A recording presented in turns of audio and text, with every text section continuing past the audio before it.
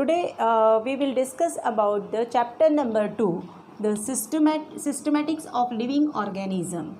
In this chapter, today we will discuss about the 2.13 salient features of five kingdom given by R.H. Whittaker in 1969.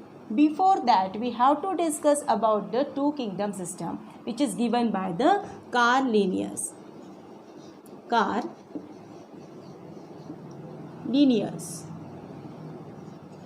Okay, here the Carl Linnaeus, he proposed the two kingdom system.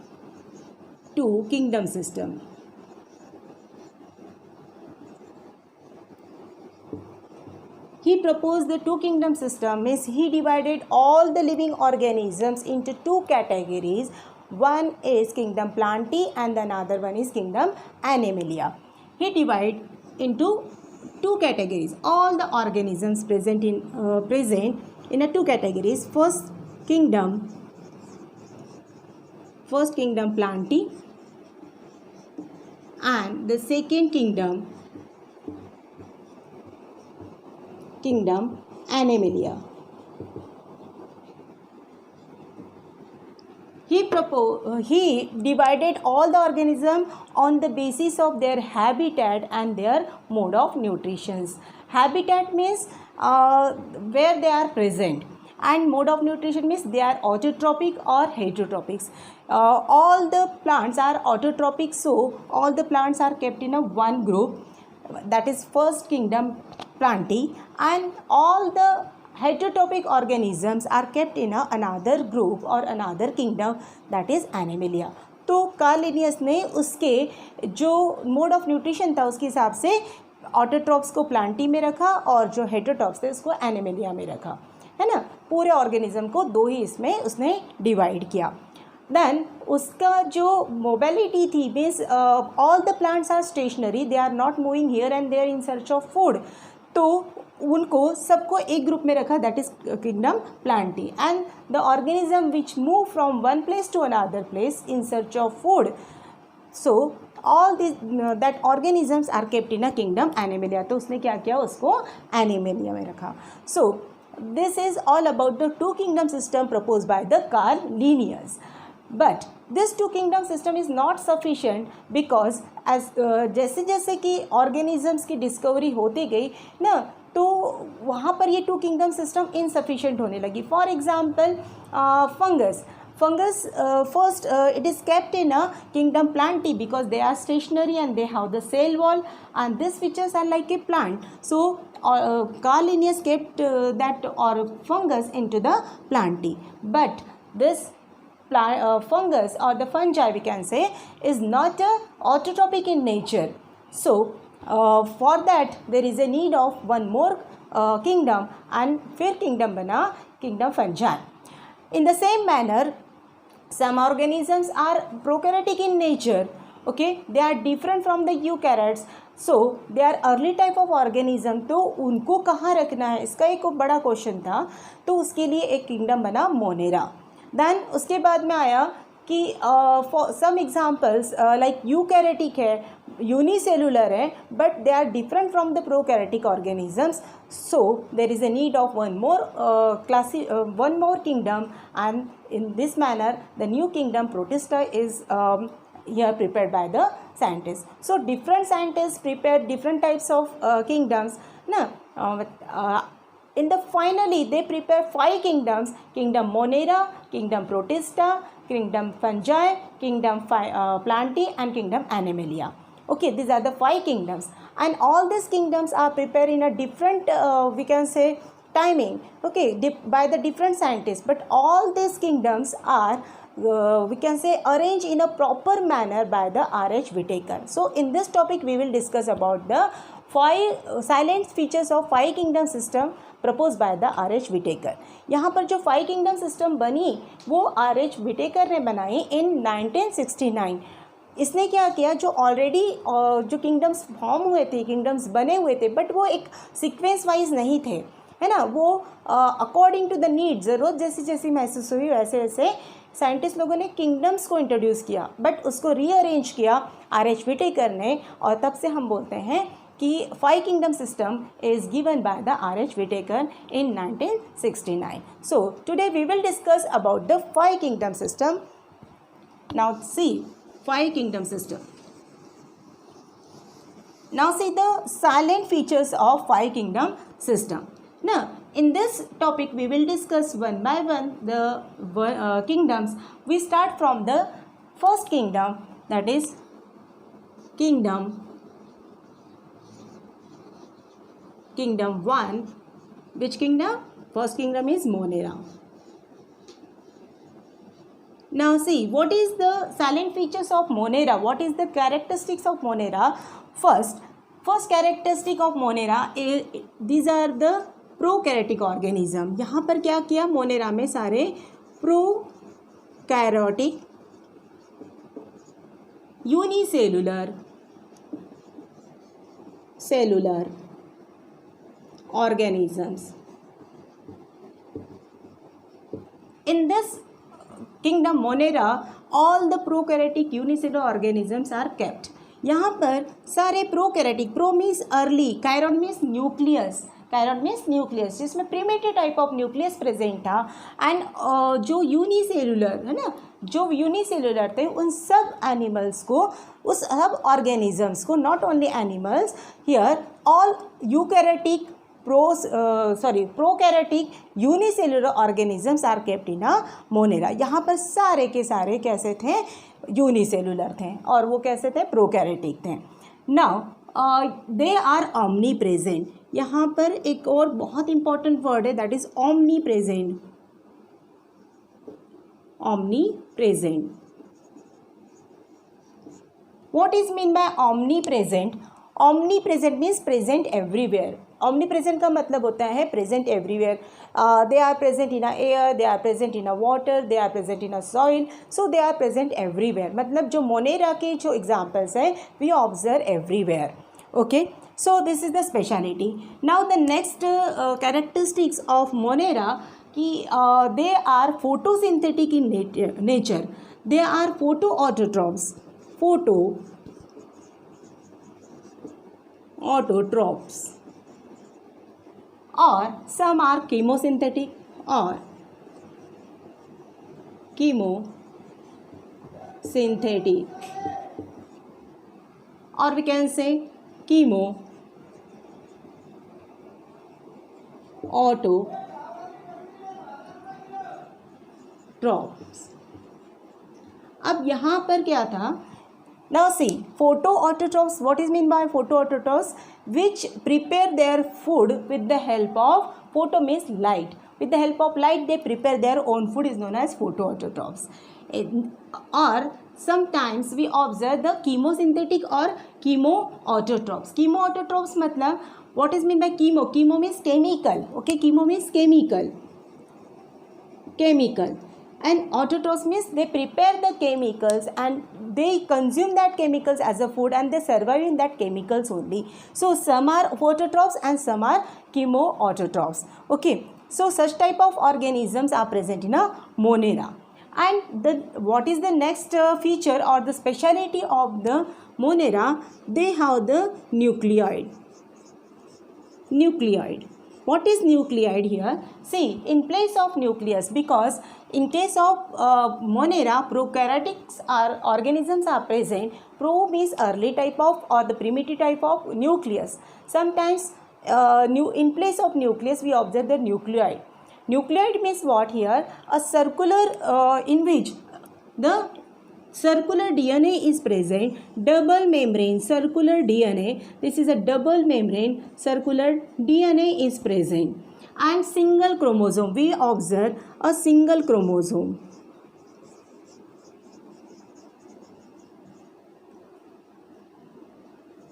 So single chromosome is present. Here the circular DNA with the single chromosome is present, and nucleoid is directly present inside the cytoplasm, because there is no membrane bound organelles. No membranes are present in our organelles which are present inside the cell. So here what is the specialty? Single circular DNA, double membrane DNA with the double strand structure, not membrane, double strand structure, and single chromosome is present. This is called a nucleoid. This is the specialty.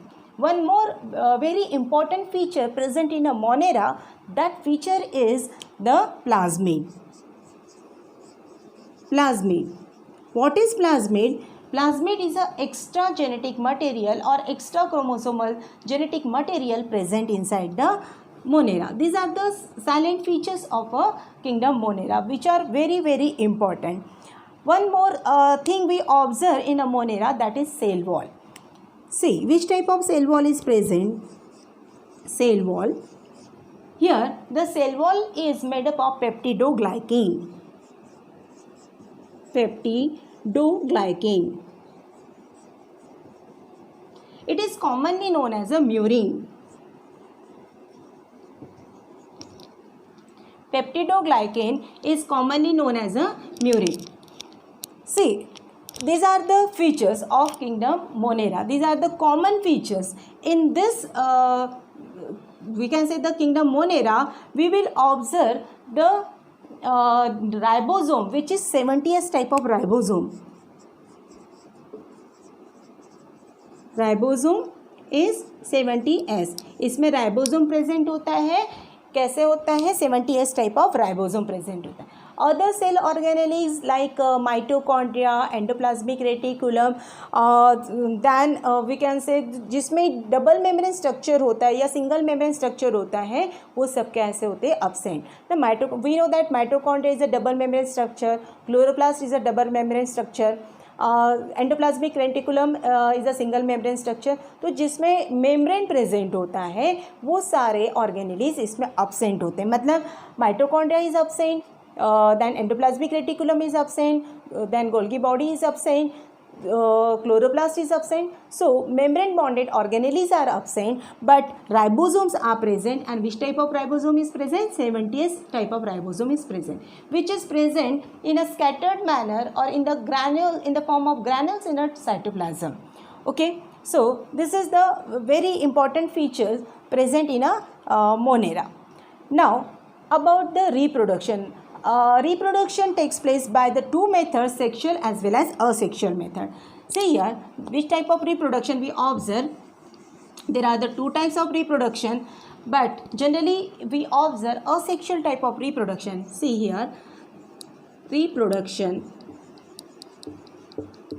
There are the two types of reproduction, asexual reproduction. And this asexual kind of reproduction generally takes place by binary fission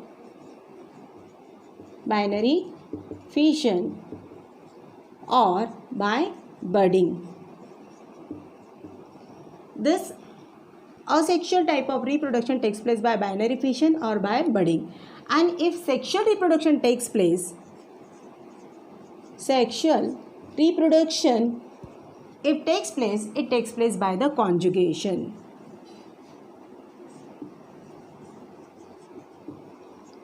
Here, sexual reproduction, if takes place, it takes place by the conjugation. Conjugation, what is conjugation? Here, only one cell is present. I already told you कि यहाँ पर क्या होते हैं? Unicellular organism, मतलब यहाँ single cell है. So conjugation means here two cells combine. Here two cells we can say one above the other, and that is known as a conjugation. So if sexual reproduction is very rare, if it takes place by the conjugation. So these are the, we can say, the silent features related to the Monera. अब हमको Monera के अंदर हम different उसके जो categories है, groups है, उसको पढ़ने वाले हैं, है ना. अब इसके पहले एक one more important thing present, that is bacteria. हमको पता है कि Monera में जो एग्जाम्पल्स आते हैं, है ना, मेन क्या है इसके examples? Bacteria. So in the next topic we will discuss about the bacteria. First see the types of bacteria which are already you studied in a lower classes also. आपने ये lower classes में भी पढ़ा हुआ है bacteria. See there are the types of bacteria.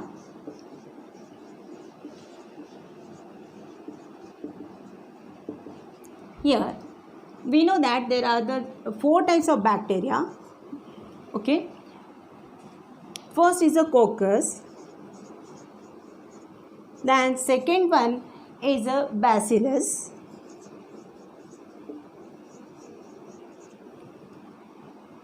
then third one is vibrio,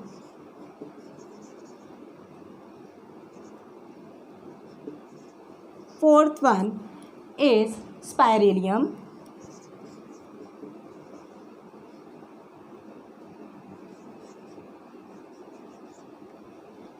now see what is coccus. Coccus means a spherical bacteria which is spherical in shape. Okay, spherical means somewhat rounded, जिसको हम बोलते हैं spherical. There are the, if the 2 bacteria, suppose single bacteria is there, known as a monococcus. If 2 bacteria are combined, known as a dicoccus or the bicoccus. If the 4 bacteria are combined here, it is known as a tetracoccus. Now, if the group of bacteria are present, is known as a staphylococcus. If they are present in a straight chain, is known as a streptococcus. तो ये कोकस मतलब spherical bacteria. अगर single है तो monococcus, अगर दो bacteria combine हो जाते हैं तो हम उसको बोलते हैं डाइकोकस, है ना. It is monococcus, it is dicoccus, it is tetracoccus, it is staphylo and it is streptococcus. तो ये हो गए हमारे spherical bacteria. Now bacillus. Bacillus means rod shape bacteria. Rod shape. Okay, rod shape, you know the rod shape, such type of shape is known as a rod shape. तो ये हो गया rod shape bacteria. अब यहाँ पर भी अगर ये सिंगल है तो मोनो बैसिलस, 2 है तो बाय और di bacillus. In this manner we if they are present in a straight line और ग्रुप, है ना, तो हम उसको उसके हिसाब से बोलते हैं. Then vibrio bacteria. एक्चुअली ये आप लोअर क्लासेस में भी पढ़ चुके हैं, हम इसको रिवाइज कर रहे हैं. Vibrio means somewhat comma shaped bacteria. We observe such type of bacteria, comma shaped bacteria. Okay, according to the shape, the name is given here. Then spirillum. Spirillum bacteria कौन से बैक्टीरिया होते हैं? Spiral shape, है ना, somewhat twisted form में होते हैं. And sometimes we observe the flagella on one side or on a both side. तो ये flagella present होता है इसमें. flagella 1 हो सकता है या 2 हो सकता है. Spirillum somewhat twisted bacteria. So these are the 4 types of bacteria.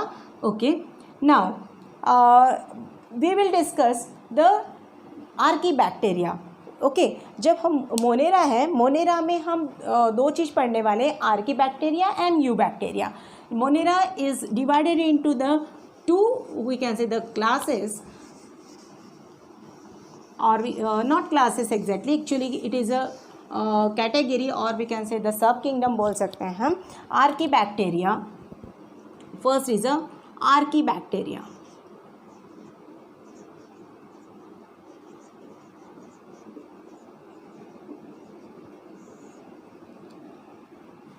See what is archaea bacteria? Archaea means very ancient type of bacteria. In archaea bacteria, we can say the very primitive type of characters are present ना. Archie का मतलब ये होता है बहुत ancient. सबसे पहले जब अर्थ बनी तो सबसे पहले लाइफ में क्या है? आर्की बैक्टीरियाज हैं. अब जो आर्की बैक्टीरियाज थे, जब अर्थ का फॉर्मेशन हुआ, जब अर्थ बनी तो एक्सट्रीम हॉट कंडीशन में थी, है ना. फर्स्ट जब वाटर फॉर्म हुआ तो water in the form of steam form हुआ था, मतलब गैशियस स्टेट में फॉर्म हुआ. एंड देन जब अर्थ थोड़ी कूल हुई तो that water convert in that steam convert into the liquid form, that is the water. और वाटर से लाइफ स्टार्ट हुई according to the Charles Darwin. अगर हम डार्विन थ्योरी पढ़ें तो according to the Charles Darwin our life start from the water. तो जो अर्थ बनी तो वाटर कैसे था? बहुत हॉट कंडीशन में था, है ना. कैसे था वाटर? बहुत ज़्यादा हॉट. अब नेचुरली जब वहाँ का जो एटमॉस्फेयर था बहुत ज़्यादा extreme hot condition and very typical atmosphere था, है ना. तो इस इन्वायरमेंट में कुछ बैक्टीरिया सर्वाइव कर रहे थे, या फर्स्ट टाइम जो बैक्टीरियाज बने थे वो थे आर्की बैक्टीरिया. तो यहाँ पर जो आर्कीबैक्टीरिया की स्पेशलिटी है कि दे सर्वाइव इन एक्सट्रीम इन्वायरमेंट और एक्सट्रीम टेम्परेचर्स, है ना। तो यहाँ पर जो आर्कीबैक्टीरिया है वो डिफरेंट टाइप्स के आर्कीबैक्टीरियाज थे।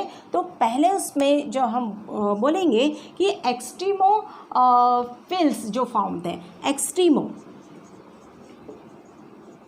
Extremophile. What is mean by extremophiles here? जब हम बात कर रहे हैं एक्सट्रीमोफिल्स, जैसे मैंने अभी बताया कि एक्सट्रीम कंडीशंस। अब एक्सट्रीम कंडीशंस कौन सी हो सकती हैं? सॉल्टी हो सकता है, क्योंकि जब अर्थ फॉर्म हुई थी तो बहुत सारे सॉल्ट्स फॉर्म होना शुरू हो गए थे, और आज भी हमको ये आर्कीबैक्टीरिया मिलते हैं इन अ सॉल्टी लेक में मिलते हैं। देन हमको एसिडिक कंडीशन में मिलते हैं, एसिडिक, और we can say extreme condition like volcanic eruptions जब होता है तो एक्सट्रीम हॉट होता है ना। यहाँ पर हॉट कंडीशन में भी मिलते हैं हमको, या हॉट टेम्परेचर में पाए जाते हैं। सो एक्सट्रीम कंडीशंस, हॉट स्ट्रीम्स जिसको बोलेंगे आज भी मिलते हैं हम, हॉट स्ट्रीम्स। तो जो extreme conditions like volcanic eruption, salty condition और एसिडिक कंडीशन और हॉट कंडीशंस में पाए जाते हैं, हम उसको बोलते हैं एक्सट्रीमोफिल्स।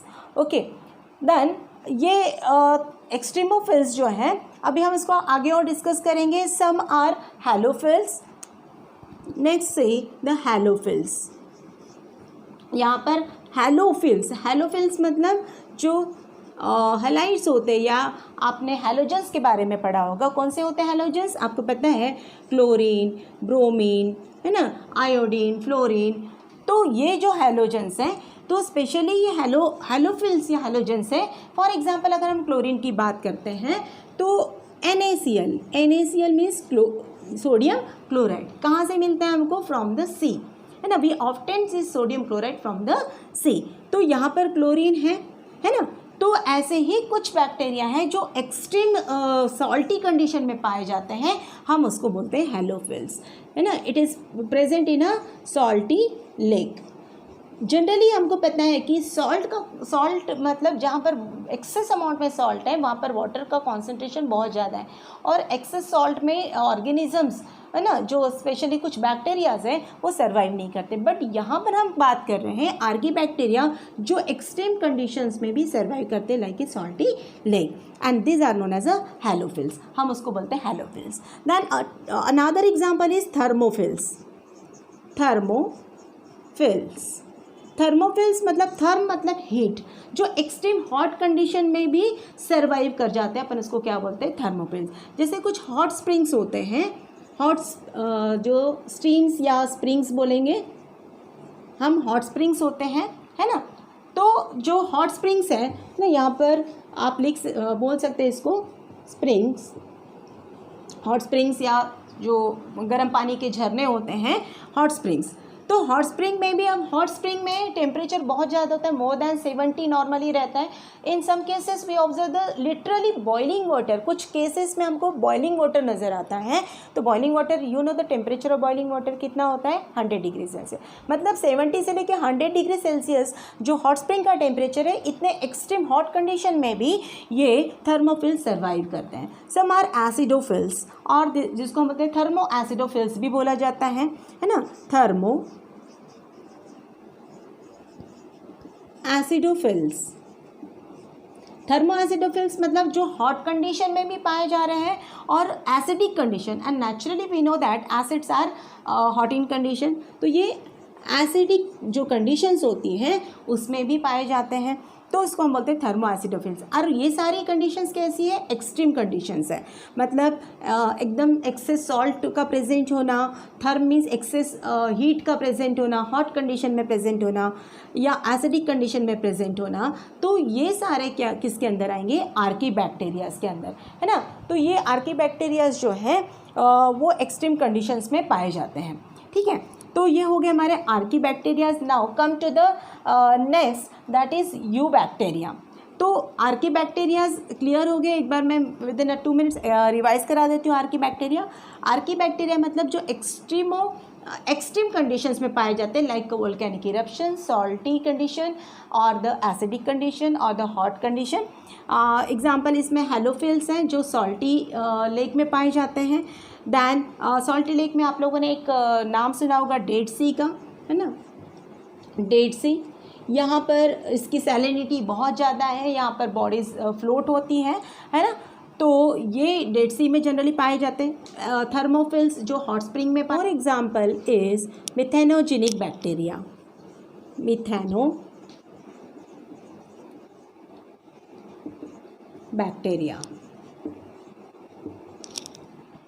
Here methanogenic bacteria means which produce the methane. You know CH4, this is methane. They produce the methane and they survive in a methane. Now generally we observe in a ruminant animals. You know the ruminant animals, जो ruminant होते हैं, है ना, ruminant animals.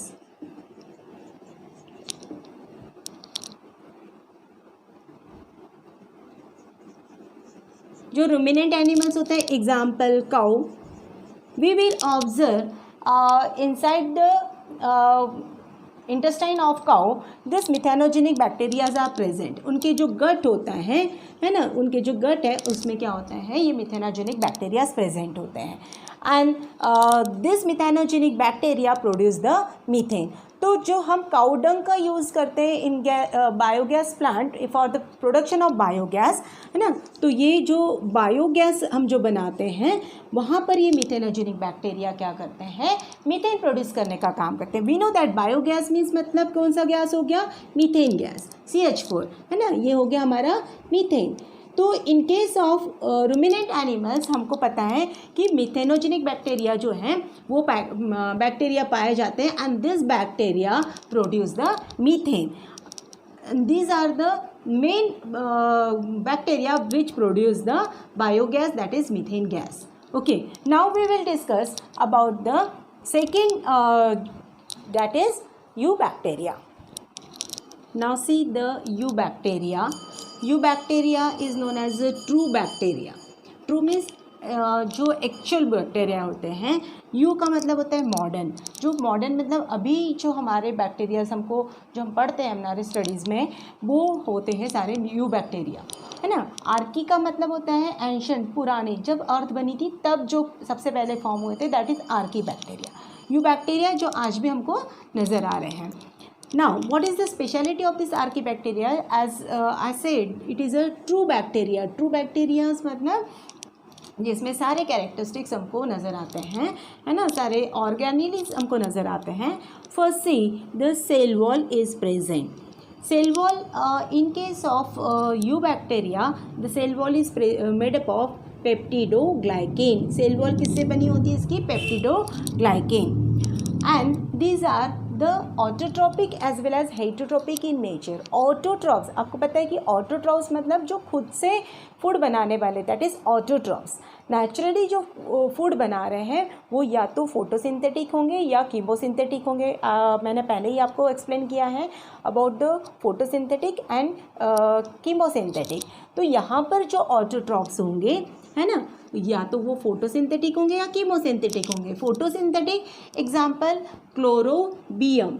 जो chlorobium है ये photosynthetic है ना। तो क्लोरो का मतलब होता है क्लोरोफिल पिगमेंट। क्लोरो का मतलब क्या हुआ, क्लोरोफिल पिगमेंट, है ना, जिसमें क्लोरोफिल पिगमेंट है, that is green colour pigment अगर प्रेजेंट है तो वो फोटोसिंथेसिस में क्या करेंगे, फूड बनाएंगे, है ना। इसलिए ये फोटोसिंथेटिक नेचर के हो गए due to the presence of chlorophyll pigment, इसीलिए इसको बोलते हैं हम chlorobium. Now the next example is chromatium. Chromo means colour, chromatium, है ना। This are the chemosynthetic in nature, मतलब यहाँ पर ये केमिकल्स फॉर्म कर रहे हैं और केमिकल को ही एज अ फूड यूज़ कर रहे हैं, कंज्यूम कर रहे हैं और केमिकल में ही सर्वाइव कर रहे हैं, है ना। एग्जाम्पल है इसमें सल्फर बैक्टीरिया। और जो क्लोरोबियम है इसमें ग्रीन सल्फर बैक्टीरिया। क्लोरोबियम जो है इसमें आप देखोगे कि green sulphur bacteria, green sulphur bacteria, है ना, ये आता है ग्रीन सल्फर बैक्टीरिया। ग्रीन क्यों है? अभी जैसे मैंने बताया कि ग्रीन इसलिए है क्योंकि उसमें क्लोरोफिल पिगमेंट प्रेजेंट है, इसलिए वो एग्जाम्पल हो गया उसका ग्रीन सल्फर बैक्टीरिया। और यहाँ पर हम पढ़ रहे हैं क्रोमैटियम। क्रोमो मतलब होता है कलर, कलरफुल पिगमेंट्स है प्रेजेंट है, and with the help of this pigment they prepare their food, and these are known as a chemosynthetic because they prepare the chemicals. For example, they produce the sulfur or hydrogen sulfide, है ना, तो hydrogen sulphide या sulphur produce कर रहे हैं, example sulphur bacteria, तो ये chemosynthetic में आ गया। देन नेक्स्ट एग्जाम्पल है multi cellular filament structure, example cyanobacteria, है ना। साइनोबैक्टीरिया आप लोगों ने 10th में भी इसको सुना होगा about the cyanobacteria. Well known example is nostoc. Now, what is the speciality of this cyanobacteria? This cyanobacteria is a multicellular and filamentous structure. This is the diagram of the cyanobacteria, or we can say the nostoc, है ना। What is the speciality of cyanobacteria? These are the nitrogen fixing, है ना, these are the nitrogen fixing bacteria. अब यहाँ पर ये nitrogen जो fixing का काम कर रहे हैं, तो ये इसमें क्या हो रहा है कि this is the filament structure, आपको नज़र आ रहा है ये फिलामेंट्स हैं, एंड इस फिलामेंट में आपको एक जो सेल नज़र आ रही जो डिफरेंट है, this is different from the other cell, and this cell is known as a heterocyst. And see we will observe the one covering mucilaginous sheath, जिसको बोलते हैं हम म्यूसिलाजिनस कवरिंग, जो आपको पूरे सेल के ऊपर नज़र आ रही है ना। अब यहाँ पर जो बाकी नॉर्मल सेल्स है वो स्पेरिकल शेप की हैं, एक सेल आपको नज़र आ रही है somewhat rectangular in shape, is known as a heterocyst, and this cell is responsible for the nitrogen fixation, है ना, it is responsible for the nitrogen fixing. Nitrogen fixing मतलब नाइट्रोजन का फिक्सेशन, एटमॉस्फेरिक जो नाइट्रोजन है उसको वो nitrate या nitrites में कन्वर्ट करती हैं, है ना, तो ये नाइट्रोजन फिक्सिंग का काम करती है। तो ये एक बहुत इम्पोर्टेंट या यूज़फुल बैक्टीरियाज हम जिसको बोल सकते हैं, यूज़फुल में आ रहे हैं, बहुत इम्पोर्टेंट है। अब यहाँ पर देखो कि other pigments are also present, chlorophyll a, chlorophyll b, carotenes and xanthophylls. यहाँ पर जो क्लोरोफिल ए और क्लोरोफिल बी है, chlorophyll a is blue green pigment and chlorophyll b it is yellow green pigment is present. Along with this pigments कुछ और photosynthetic pigments present होते हैं, like carotenes है या xanthophylls are also present, okay, in the eubacteria. Now अब मैंने जैसे बताया था कि ये जो यू बैक्टीरियाज हैं ये कुछ ऑटोट्रोपिक इन नेचर के हैं and some are heterotrophic in nature. तो हेटरोट्रॉप्स के एग्जांपल्स देखेंगे हम लोग, ये थे हमारे ऑटोट्रॉप्स के एग्जांपल्स। नाउ अब हेटरोट्रॉप्स के एग्जांपल्स देखेंगे। हेटरोट्रॉप्स में जो होता है हेटेरो मतलब दूसरों पे डिपेंड रहने वाला, फॉर द फूड, ठीक है। तो generally this are the decomposers, ये किस कैटेगरी में आते हैं? डिकम्पोजर्स की कैटेगरी में आते हैं। जो हेटरोट्रॉप्स है वो डिकम्पोजर्स की कैटेगरीज में आते हैं। अब डिकम्पोजर मतलब क्या, कि what is mean by decomposer here, कि which decompose the dead and organic matter, है ना। डेड एंड ऑर्गेनिक मैटर को डिकम्पोज करना, डिकम्पोज करना मतलब क्या, कि दे कन्वर्ट कॉम्प्लेक्स कंपाउंड जो होते हैं इनटू सिंपल, उसको किस में कन्वर्ट करते हैं? सिंपल कंपाउंड में, है ना। कॉम्प्लेक्स को सिंपल कंपाउंड में कन्वर्ट करते हैं। दीज आर द हेटरोट्रॉप्स और we can say the decomposer, है ना। अब ये जो डिकम्पोजर है हमको जनरली पता है कि डिकम्पोजिशन की प्रोसेस समवॉट वार्म एरियाज में होती है and in the absence of oxygen. तो कुछ हमारे पास एग्जाम्पल्स हैं एनारोब्स के, जो in the absence of oxygen क्या करते हैं, कुछ ना कुछ क्या बोलेंगे, डिकम्पोजिशन का प्रोसेस भी करते हैं। तो यहाँ पर हम डिफरेंट एग्जांपल्स पढ़ने वाले हैं। हेटरोट्रॉप्स में कुछ डिकम्पोजर्स हैं, कुछ एनारोबिक कंडीशंस में सर्वाइव करते हैं, एनारोबिक रेस्पिरेशन करते हैं, बोल सकते हैं। Anaerobic respiration means in the absence of oxygen, जो ऑक्सीजन के अब्सेंस पे रेस्पिरेशन कर रहे हैं हम उसको क्या बोलते हैं? Anaerobic respiration.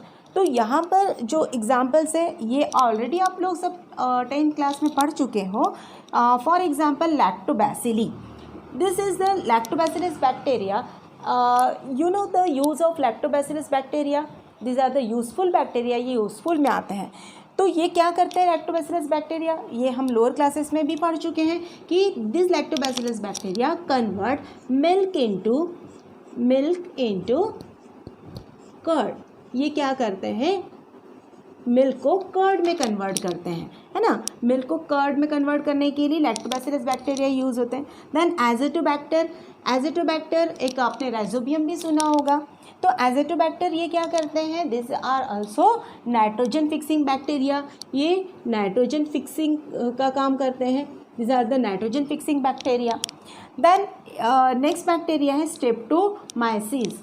स्ट्रेप्टोमाइसिस ये बैक्टीरिया मैंने जैसे बताया कि हम 10th में ऑलरेडी पढ़ चुके हैं, है ना। तो स्ट्रेप्टोमाइसिस बैक्टीरिया क्या करते हैं, स्ट्रेप्टोमाइसिस बैक्टीरिया ये एंटीबायोटिक प्रोडक्शन में हेल्प करते हैं। ये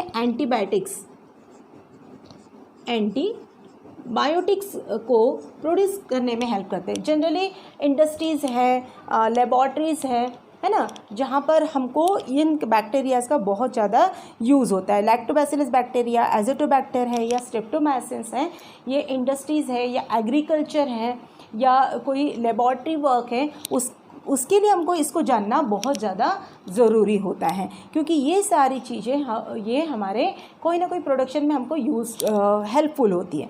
जैसे कि हमको पता है कि आजकल पहले मिल्क से कर्ड घर में बनाया जाता था, बट आजकल फैक्ट्रीज़ में योगर्ट के नाम से आप लोग जो योगर्ट, चीज़, ये जो है ये लैक्टोबैसिलस बैक्टीरिया की हेल्प से बनाया जाता है।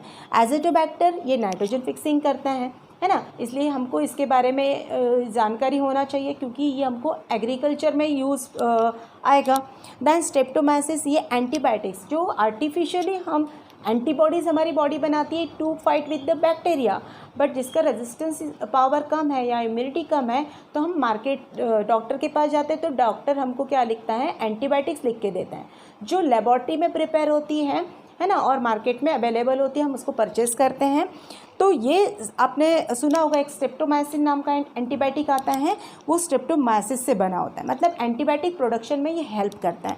तो ऐसे बहुत सारे और भी एग्जांपल्स हैं, and these are the anaerobic respiration करने वाले एग्जांपल्स हैं, इसलिए इसको एनारोब्स बोलते हैं।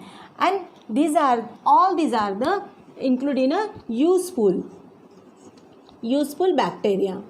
ये क्या आते हैं यूजफुल बैक्टीरिया में, है ना, ये हमारे यूज़फुल बैक्टीरियाज़ हैं।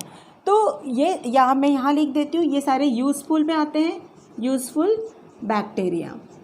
अब जितने भी बैक्टीरियाज़ हैं वो सारे यूज़फुल है क्या? नो, सम आर हार्मफुल, है ना, जो पैथोजेनिक है, जो डिसीज़ क्रिएट करने वाले। What is mean by pathogenic here? Pathogenic का मतलब होता है डिसीज़ क्रिएट करने वाले। तो हमने जो अभी पढ़ा ये सारे यूज़फुल बैक्टीरियाज़ है या हेल्पफुल बैक्टीरियाज़ है, but some are pathogenic bacterias और which are responsible for the disease, है ना। फॉर एग्जाम्पल टाइफाइड, आपको पता है कि typhoid this is due to the salmonella typhi नाम के बैक्टीरिया से टाइफाइड होता है ना। कुछ कॉलेरा है, ट्यूबरक्लोसिस है, दैन ऐसे बहुत सारे इन्फेक्शंस हैं जो हमारे बॉडी में बैक्टीरिया से होते हैं ना। टिटेनस भी हमको बैक्टीरिया से होता है। तो बहुत सारे जो डिसीज़ क्रिएटिंग बैक्टीरियाज है, this are known as a harmful. तो आपको एग्ज़ाम में यूज़फुल और हार्मफुल बैक्टीरिया के बारे में आता है। अगर यूज़फुल बैक्टीरिया के बारे में आता है तो आपको ये सब एक्सप्लेन करना है, और जो हार्मफुल बैक्टीरिया के बारे में आएगा तो आपको डिसीज़ क्रिएट करने वाले like a typhoid, cholera, then tetanus, है ना, ऐसे और भी आप नाम डाल सकते हैं, ट्यूबरक्लोसिस, ये सारे नाम आ सकते हैं उसमें। तो आपको ये उसमें एक्सप्लेन करना है, ठीक है। ये आपको शॉर्ट नोट्स के जैसे आपको काम आएंगे, है ना। This are the notes for you, so this are very important notes. And the next topic is mycoplasma. Now see the mycoplasma. What is the speciality of this mycoplasma? There is a lack of cell wall, ना, lack of cell wall. इसमें cell wall नहीं होता present. And mycoplasma जो है it is a smallest living organism, it is the smallest living organism. अब इसको हम smallest क्यों बोलते हैं? बिकॉज ये बैक्टीरिया से जो है बैक्टीरिया, एक्चुअली बैक्टीरिया को स्मॉल बोला जाता है, स्मॉल लिविंग ऑर्गेनिज्म। बैक्टीरिया से छोटा क्या होता है? Virus. But we know that virus is not include in a cell, it is a non cellular structure. हम इसको नॉन लिविंग के जैसे मानते हैं, है ना, बिकॉज इसमें सेल ही नहीं है, this is not a living. तो फिर लिविंग सबसे छोटा लिविंग कौन हो गया? बैक्टीरिया। सारे सबसे छोटा लिविंग हो गया बैक्टीरिया। बट माइकोप्लाज्मा जो है ये बैक्टीरिया से भी छोटा है ना, ये वायरस और बैक्टीरिया के बीच की स्टेज बोल सकते हैं, इसीलिए हम इसको स्मॉलेस्ट लिविंग ऑर्गेनिज्म मानते हैं। और यहाँ पर lack of cell wall, without the cell wall है ये, इसमें सेल वॉल नहीं है। And what is the speciality कि it is resistance to antibiotics. जो एंटीबायोटिक्स होते हैं वो उसके लिए ये उसको ये रजिस्ट करते हैं due to the absence of cell wall, है ना। तो ये भी बहुत इंपॉर्टेंट है। तो in this manner we completed here the kingdom monera. First kingdom हमने यहाँ पर कंप्लीट किया। In the next part we will see about the second kingdom protist.